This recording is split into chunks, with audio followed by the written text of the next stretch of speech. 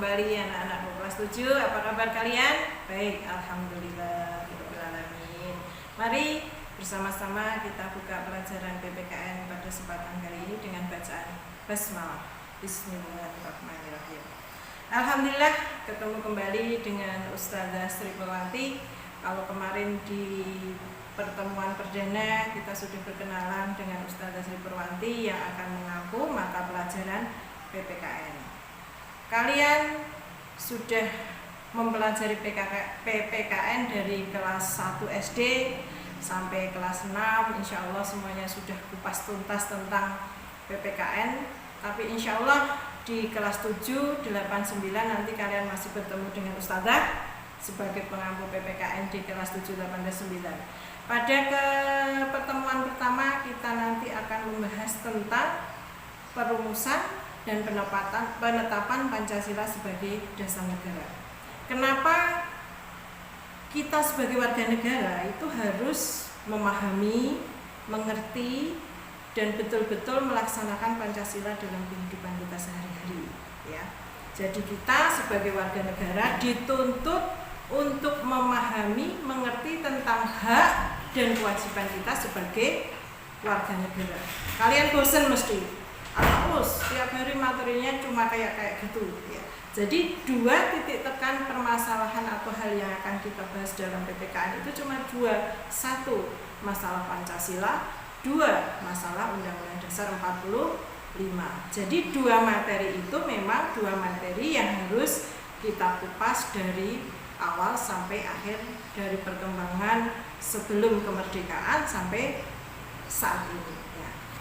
Yang pertama, kemarin di bab 1 di modul kita sudah berbicara tentang perumusan dan penetapan Pancasila sebagai dasar negara. Kalian tentu memahami dan paham apa ini, ya. Ini apa namanya, anak? Burung Garuda. Kalau kita sebut ini namanya lambang negara kita, burung Garuda. Nah, di bab 1 nanti di kelas 7 kita pelajari ada 6 bab. Di semester 1 kita pelajari 3 bab. Yang pertama tentang perumusan dan penetapan Pancasila ini sebagai dasar negara, ya. Tentang, kalau kemarin di modul kita sudah bahas tentang sejarah perumusannya, siapa saja yang mengusulkan nama Pancasila. Ada Insinyur Soekarno, ada ada 3 orang, ya, yang merumuskan itu, dan insya Allah itu akan kita pelajari kemarin sudah di modul pertama. Kemudian yang kedua nanti kita akan mempelajari tentang komitmen apa yang harus kita miliki, yang harus kita teladani dari para pendiri bangsa. Kita paham bahwa untuk merumuskan Pancasila yang sekarang ada itu bukan satu pekerjaan yang mudah.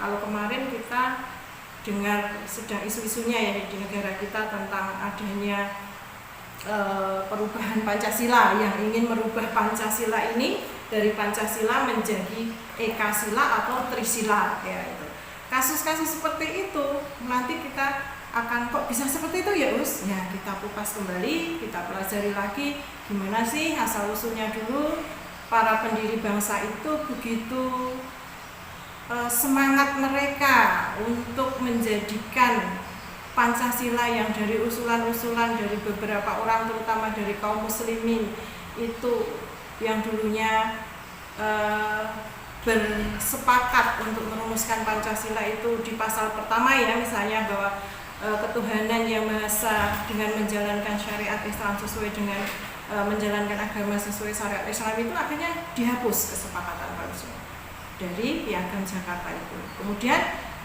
wujudlah nanti akhirnya menjadi Pancasila yang ada pada saat ini.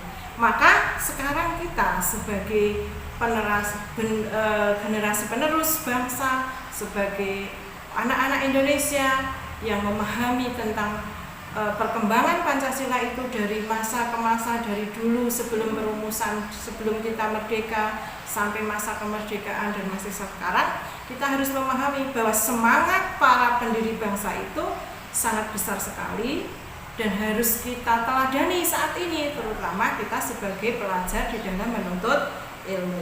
Loh Us, buat apa sih kita mempelajari, gitu kan, ya? masa kita itu disuruh ngupas undang-undang, ngupas Pancasila, buat apa sih gitu ya. Itu banyak manfaatnya sebenarnya. Kalau kita di masyarakat bisa kita ketemui bagaimana komitmen-komitmen itu bahwa musyawarah, mufakat ya.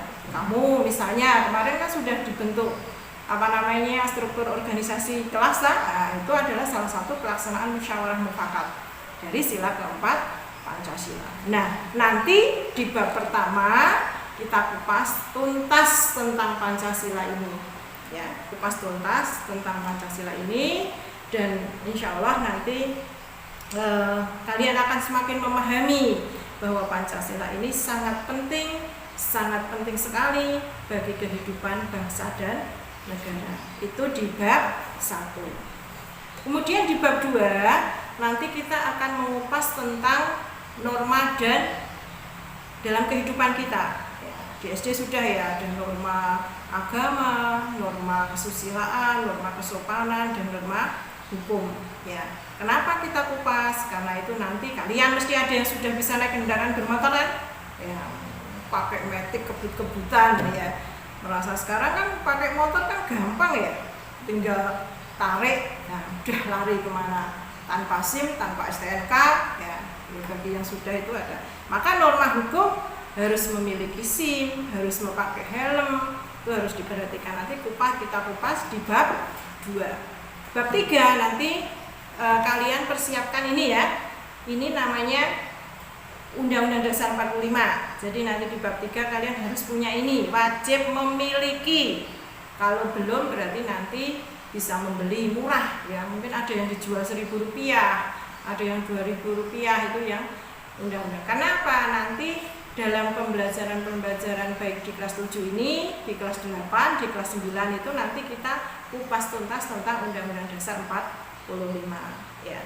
Baik itu tentang perumusannya, pengesahannya, terus perubahannya dari 1, 2, 3, 4 ya, sampai peran tokoh dalam perumusan Undang-Undang Dasar 45 ya.